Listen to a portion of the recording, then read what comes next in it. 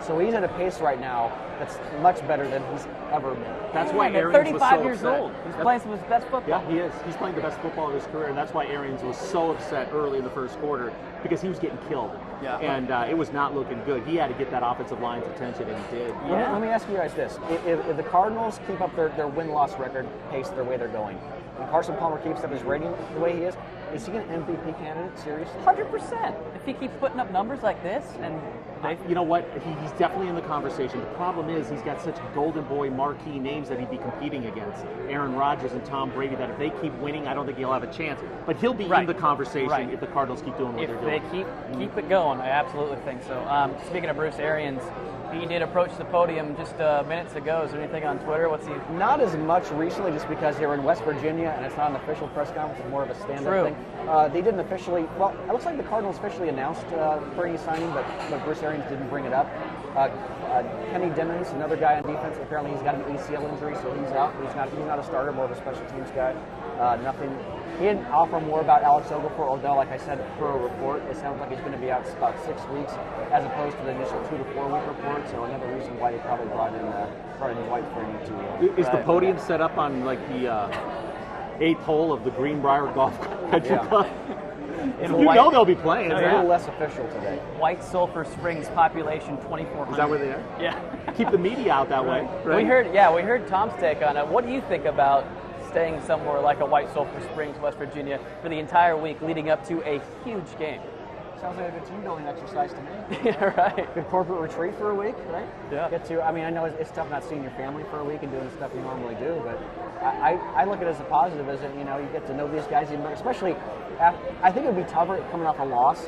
You get a little crankier. You don't want to see each other quite as much, but I mean, these guys are going to be thrilled. They're going to be working their butts off. It's going to be like, I think kind of it helps more like that us against the world mentality, going on the road against in a hostile environment like Pittsburgh. Yeah. I don't have a problem with it at all. I think it's good. Yeah. If they play well against Pittsburgh, it's a great idea. Yeah, I'll tell you next Sunday. Here's one concern I have. You got games that clearly Bruce Arians points to. Okay, he's got this Ram thing, whatever it is, so that one's marked on the calendar. Can you have too many games like that where you're asking your team to get up more than you would for other ones, or will they respond this week knowing what this means? This is where Arians spent a good part of his career. There's so many feelings and memories there.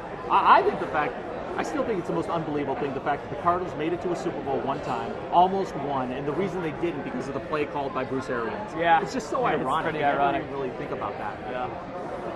It's coming full circle for the Cardinals. Yeah, it is. Just looking at some more stats, the Cardinals, we talked about this on Sunday, Tom, a plus 100 point differential. Okay, now that we were talking about that last night in the newsroom.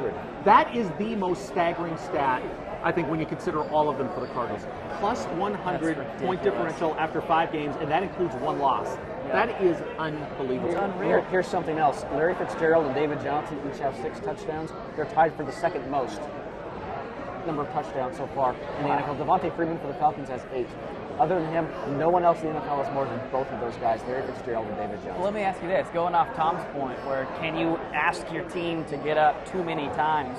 I flat out don't think Bruce is asking for anything. I think the team knows how badly he wanted to beat Jeff Fisher. The team knows how badly he wants to win in Pittsburgh. I think it's just knowledge. It's not Bruce approaching the team and saying, let's go, boys, I need this. But think about it, everybody's got their own agenda. And players play for themselves and their team and their coach, probably in that order.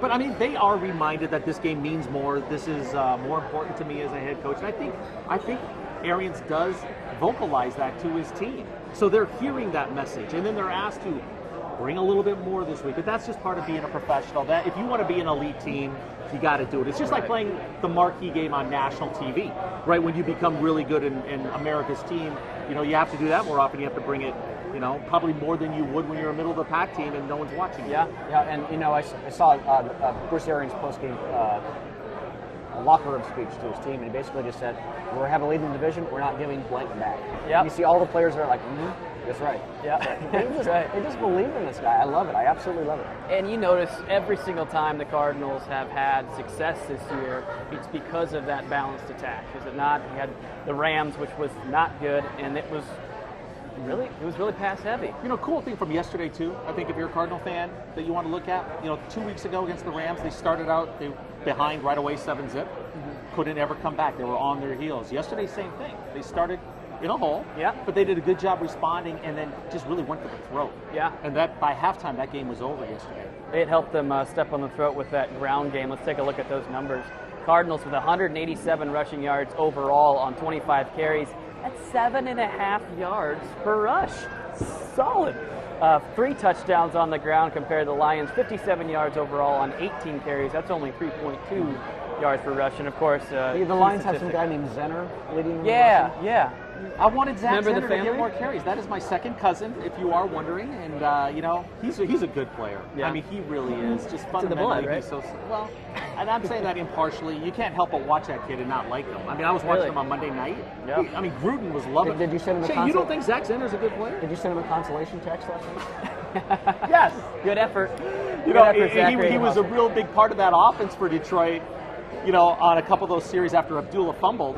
But then, he was done because they threw on every single play. Did. But he's a good player. The Cardinals got to avoid Joyke Bell on Sunday as well, one of the Lions' key running backs as well. So they've gotten a little fortunate as far as avoiding Bell, Alshon Jeffrey, Jay Cutler. Yeah. Just saying that's going to be part of the national discussion of who the Cardinals beaten so far. Yeah. You're going to hear that. Hear it here first. You're going to expect the Cardinals fans. I honestly cannot wait for Sunday to see what they do against Le'Veon Bell. But Shane, you had a very special guest, a good conversation earlier this week. Yeah, we got Jake Plummer in town. He was in town in Tempe on Friday, stopped by ASU headquarters, so got a chance to talk with him about it, because Jake and I are like this. We go yeah, he's your buddy. So so we talked a little ASU football. Also talked about the Cardinals. We talked to him about does he think the Cardinals have a chance to win the Super Bowl, and we talked to him about because there's such a big difference between the fan support back in the old Sun Devil Stadium days and now. They have a real home field advantage. So we talked to him about that as well, and he had Jake's always a great interview. He had a lot of interesting things to say. Let's take a listen from that. Jake, I want to first ask you, the fan support for the Cardinals just seems to be night and day between now and when you were playing. At half-filled stadiums, now they have a state-of-the-art stadium. It's like it's all Cardinals all the time around here. Can you just tell me about the difference between the fan support now versus when you were playing? Well, it's definitely changed. 98 was a big year. We had some empty seats, but by the middle and late time of that season there, when we won those games and got labeled the cardiac cards, just happened to coincide with an important vote that was going through, the vote for the stadium. And I can remember trumping at the polls, getting people to vote yes on it prior to that. So when that passed, I think that was just a huge moment for the organization, yet they still needed to win. And then Kurt Warner coming here and getting to the Super Bowl. They didn't win, but to just prove to the fans, like, hey, we can get there. You got a fan base now. You got a fan base that's been here long, that has been rooting for the team long enough or been aware of the team long enough to now see them doing some good things, bringing in the right players, the right personnel, the right coaches, and all in all, spending some money to make their team better. And building a beautiful state-of-the-art stadium is that first real commitment to being here in the Valley by the Cardinals. So it's a love relationship now. They know the team's here to stay, and what do you do but root for your home team? Don't root for Green Bay when they come to town. Start changing your colors. If you live here, be a Cardinal fan. We talked a couple of weeks ago on the show about how for a long time this is really Suns country because the Suns were here longer than any other pro team. Was that the way you felt like it was when you were playing, and do you think that's changed? I didn't really care much about what teams were the hometown team or not. To me, it was just wanted to win ball games, and try to get the team to be as good as they could be and try to go to the Super Bowl. So obviously the Suns were a fun draw, fun team to go watch. I had some courtside seats and loved to go watch Jason Kidd play. They have been the team that's been here the longest, so they have the right to say they are the city's #1 team. But we know where basketball ranks according to football. I mean, football is the #1 sport across the globe, and in the U.S. especially, it's the #1 watched sport. So Cardinals do well, what the #1 team here in town will be. And so it's good. It's good to see them winning, and it's good to see them doing some good things. I know that Mike Bidwell's put in a lot of work, and I think with hiring Arians and Steve Keim is really a great GM. He was a scout back when I was playing, and I think the guy's definitely put in his time and is building a really solid football team. You have a little while to look back now. What is your one favorite victory as a Cardinal? Oh, man, there were so many, but I would have to say to clinch the playoffs, that was a huge, huge victory that last... Against San Diego. Yep, against San Diego.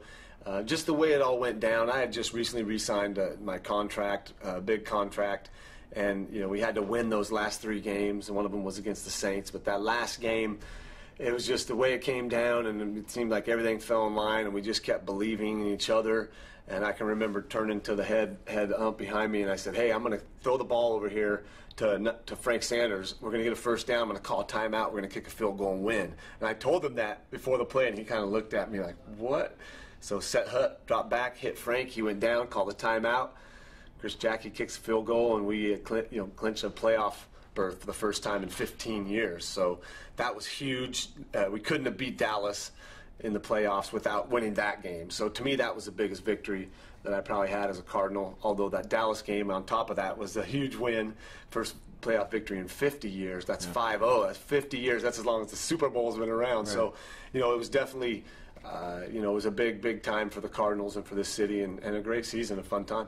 All right, fast forward to 2015. A lot of people are excited about the Cardinals. Off to a pretty good start. What's your overall take on this year's team? Are they Super Bowl contenders? I think they have the ability to be in the playoffs. Super Bowl contenders, that's all kind of relative to me. I mean, there's some teams that are at the top of that peak right now, but a few injuries and a few, tough losses can set a team back quickly, and the power rankings and all this stuff, I don't really care about. It's more, when are they going to peak? Are they going to peak mid-season, or are they going to peak in December? If they stay healthy and can peak at the right time, then of course they have a chance to be there.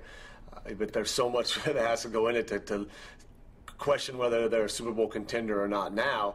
Of course they are. There's some teams out there doing some really good things, but the Cardinals are poised. Carson Palmer, 35 years old, simply kind of found a fountain of youth out here, having a great season, was great last year before his injury. Where does he rank it to you as far as like elite or good quarterbacks in the NFL, and do you think he's capable of leading the Cardinals to a Super Bowl? Well, I think definitely. We saw last year him do some great things before he got injured, and again this year he looks very spry for a 35-year-old. His arm looks live. He's doing things in the pocket that a guy that's played as many games as he has is very adept at doing. In his career, he's been kind of on some teams that didn't really build a team around him. When he was in Cincinnati, they're an organization that now they got it. Now they're in the hunt right now, or they're doing well. But for a long time there, they were struggling mightily. And so there, and then with the Raiders, and that was when all the turmoil going on there. And so now he's in an organization that I think is doing the right thing. They're putting players around him. He can throw the ball up the seams. He can let it go deep. He can get it out quick. And if he can stay healthy and stay on his 2 feet, then have fun with all those weapons. And I think, he could guide these guys. You got to be tough and nasty and a good leader, and I think he can do all that.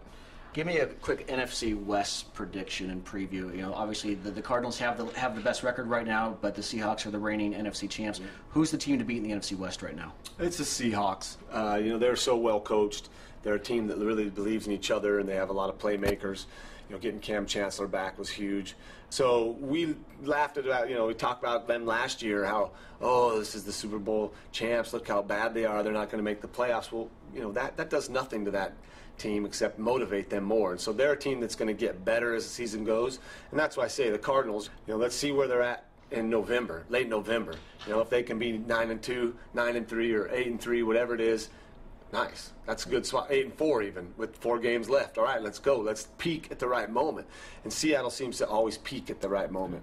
And also get lucky with injuries and all that. You have to stay healthy. That's a huge part of making it through the 16-week grind. And you got to stay healthy. So these teams we're talking about, if they stay healthy, I think they're all going to be beating each other pretty good. It's going to be fun to see how it plays out. I wouldn't count St. Louis out of that mix. I mean, everyone's upset that the Cardinals lost, but that team, if you watch them, they're going to play well on defense and give a lot of teams fits. And if they get the ball to bounce right a few times, they could be right in the hunt also. Great conversation there, Shane Dale. Now, what was the kind of feedback you got on Facebook? Well, as far as whether Carson Palmer can lead the Cardinals to the Super Bowl, Jake Plummer seems to think they can. Got some mixed reviews here. Got Aaron Alexis Luck on our Facebook page says, I think he can lead them to the Super Bowl, but not a win. There are some pretty decent NFC teams like Green Bay to get through on the road. Oh, and don't, Tom, count out the Seahawks just yet. We'll see.